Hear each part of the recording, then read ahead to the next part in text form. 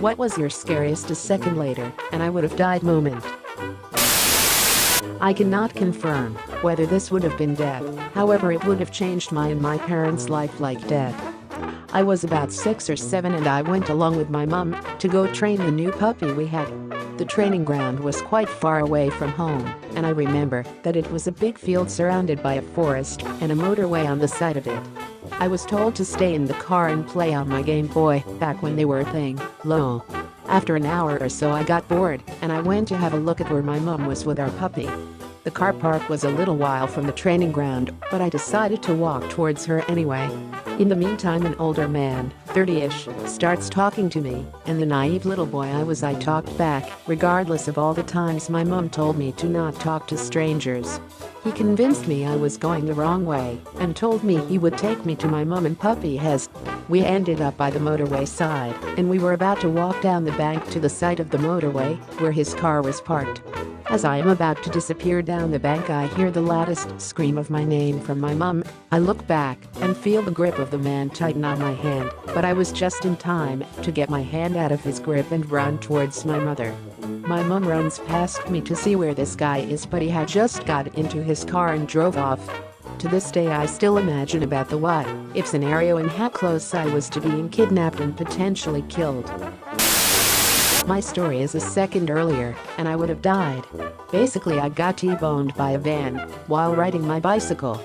Missed me by a couple inches, destroyed the back of the bike, and threw me into traffic. Outside my college dorm my freshman year there was this stoop that was half under the building, half that from under it. The building was 18 stories tall. So I'm sitting out there sitting on the steps, not under the building, and I get up for no real reason and walk under the building. As soon as I get under the building, a huge sheet of glass falls right where I was sitting. Some idiots were messing around on the 11th floor and knocked the 10x9 window pane out of its mooring. Your spidey senses started tingling. I was walking into a Miller's Outpost, tells you the time period, and the M from the sign above the store fell down and hit me on the shoulder. It was a big glass sign. 1 moment sooner, and it hits my head. Because it drew blood, the store offered to give me any item I wanted, so I wouldn't sue. I chose an awful red cardigan. I was 16 and dumb. My friend and I were taking an elevator down to the cafeteria in our dorm in college. For some reason, we were arguing about something when the doors opened, so we hung back for a second. Then the elevator dropped 2 floors with the doors open. I still hate getting in out of elevators and I do a weird running start every time. Edit, happened in Canada, was an old building elevator before 1950s. Second edit, we were in the elevator when it dropped. More terrified of the getting sliced in half aspect than the drop. About 30 years ago my family and I were driving up to Jasper, Alberta in the winter. There was a slow car in front of us and an impatient one behind us who kept trying to pass. Eventually the car behind us did pass on a blind corner and hit a logging truck head-on. The slow car in front of us was also hit, but my dad managed to put us in the shoulder and not in the collision. This was way before mobile phones or anything like that. So I remember my dad and my older brother getting out and going over the other cars and talking with the truck driver.